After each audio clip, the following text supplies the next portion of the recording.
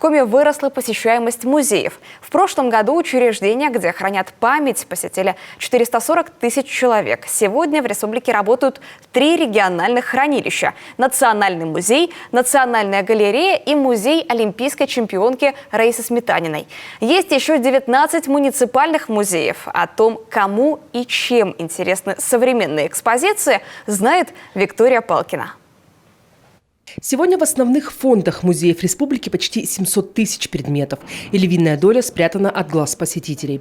Занавес немного приоткрыли в Национальном музее Коми. Здесь организовали зал открытого показа фондов. 78 коллекций, 200 единиц различной мебели и предметов интерьера.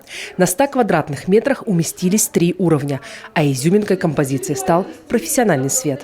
Это всегда очень важная составляющая, просто даже элементарная, дизайна выставочного или экспозиционного пространства. Поэтому мы, в общем-то, стараемся сделать так, чтобы модернизировать свет в залах.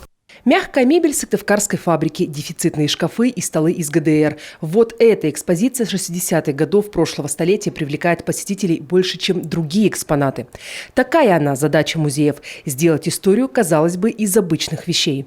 Многие приходят на выставки именно за такими ощущениями, других привлекают новые знания. А главное, как говорят сами сотрудники, сегодня музейный посетитель стал моложе. И все благодаря Пушкинской карте.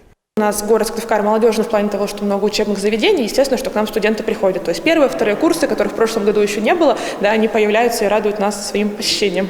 И, конечно, привлекать новых посетителей помогают современные технологии. Так, Национальная галерея республики планирует установить цифровой киоск в местном саду скульптур.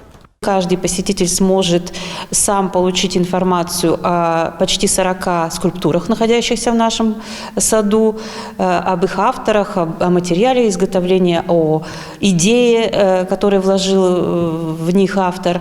А еще все чаще мультимедийные выставки можно встретить на платформе «Артефакт». Сегодня это полноценный гид по музеям. Любители искусства могут получить новый опыт, не выходя из дома, побывать на индивидуальной экскурсии. 54 таких проекта подготовили музеи нашего региона. Виктория Палкина, Роман Боровиков, телеканал «Юрган».